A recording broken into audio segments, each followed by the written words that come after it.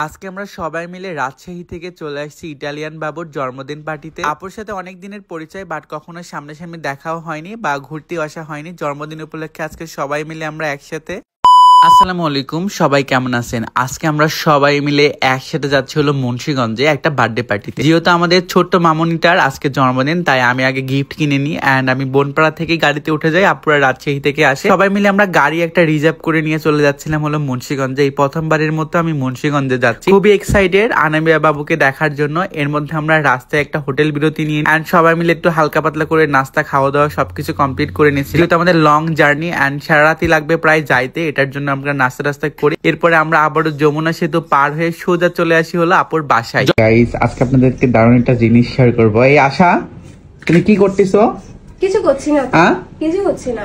তুমি কি ইউজ করতেছো তাই বলো তো?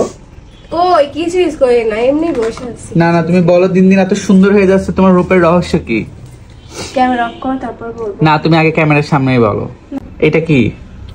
এইটা হচ্ছে pearl whitening glass skin night cream. Use করলে কি হবে জানো? কি হবে? এটা ইউজ করলে রোদে পোড়া দাগ, একনি এবং কয়েক শেড পরিমাণে ফর্সা হবে, সুন্দর হয়ে যাবে। তোমার মুখ তো কালো হয়ে গেছে না, এটা ইউজ করতে পারো তুমি। তুমি কি এটা ইউজ করে ফর্সা হচ্ছে, সুন্দর হচ্ছে? হ্যাঁ, আমি আগে থেকেই ফর্সা ছিলাম। এটা তুমি কই থেকে নিছো? আমার মুখে কিছু স্পট ছিল, এটা ইউজ করার পরে সব দূর হয়ে গিয়েছে। তো তুমি বলো যে এটা তুমি কই থেকে নিছো? এটা হচ্ছে বিউটি ওয়ার্ল্ড কালেকশন।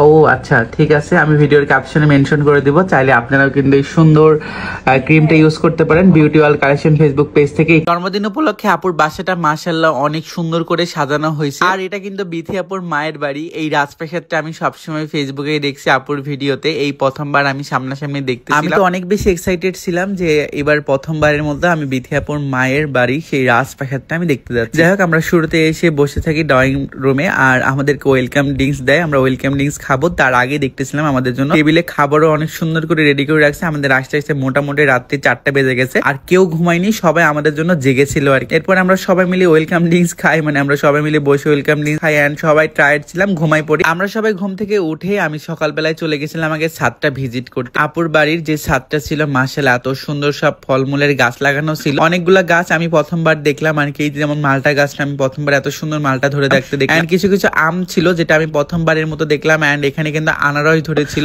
মানে আনারস গাছের মধ্যে একটা একটা করে আনারস ধরেছিল। এই জিনিসগুলো আমার কাছে বেশ ভালো লাগছে। ছাদটা অনেক সুন্দর করে মাশাআল্লাহ সাজানো ছিল। এরপরে তো রোকা আম্মু আসে, রোকা আম্মুকে ঘুরে ঘুরে দেখাচ্ছিল, আমার ফলমূলের নাম জিজ্ঞাসা করতেছিল, সেই পাকনা বুড়ি সবগুলো ফলের নামও জানে। এরপরে রাত হয়ে যায় এন্ড বার্থডে পার্টিও শুরু হয়ে যায়। আমরা সবাই মিলে এখন বার্থডে পার্টিতে চলে আসি। আপুর বাসায় দোতলাতে প্রোগ্রামটা করা হয়, আমরা সবাই চলে আসি এন্ড একে একে এখন কেক কাটা হবে। তার আগে আনাবিয়া বেবির জন্য আমরা যে সুন্দর গিফটটা নিয়ে এসেছিলাম সেই গিফটটাকে আনাবিয়া বেবিকে দিই। এন্ড মাশাআল্লাহ এত সুন্দর কিউট বাচ্চা, বাচ্চাটার জন্য সবাই দোয়া করবে সারা জীবন যেন সুস্থ থাকে এন্ড অনেক বড় হয় যেন। যাই হোক, আমরা এখন সবাই মিলে একসাথে কেক কাটবো, সবাই দাঁড়ায় গেছে। And happy birthday to you Anabia baby. মাশাআল্লাহ শুধু এদিক সেদিক তাকায় তাকায় দেখতেছি যে সবাই আসলে কি করতেছে, যেহেতু ছোট মানুষ ও কিছুই বোঝে না। রাত ভাইয়া সবাইকে স্প্রে মেরে মেরে একদম সবার মুখ চোখের অবস্থা খারাপ করে দিচ্ছে। সবাই সবার প্রিয় মানুষকে তো কেক খাওয়ালো। এখানে আমি, তিশা আপু এন্ড আশা সবাই মিলে সবাইকে কেক খাওয়াই দিচ্ছিলাম। সবগুলো আমার আসলে অনেক বেশি প্রিয় মানুষ এন্ড আশার হাতে কেকটা মাখাই গেছিল। আমি সুন্দর করে কেকটা পরিষ্কার করে দিচ্ছিলাম। আসলে ভালোবাসার মানুষের নাকি কদর করতে হয়, আমি একটু কদর করতেছিলাম। এই প্রোগ্রামটা ছিল কিন্তু ঈদের কয়েকদিন পরে, বাট ব্যস্ততার কারণে আমি ব্লগ আপলোড দিতে পাই নাই, তাই ভাবলাম এখন আপনাদের সাথে শেয়ার করি। এরপর আমরা সবাই মিলে কিছু রিলস বানাচ্ছিলাম, সবাই রিলস টিলস বানাই। এখন খাওয়া দাওয়ারও যেহেতু সময় হয়ে গেছে, সবাই মিলে একসাথে আমরা খাওয়া দাওয়া করতেছিলাম। আর খাওয়া দাওয়ার বেশ কিছু আইটেম ছিল, মাশাআল্লাহ প্রত্যেকটা খাবারের আইটেম অনেক বেশি টেস্টেবল ছিল। খাওয়া দাওয়া শেষ করে আমরা সবাই রুমে চলে আসি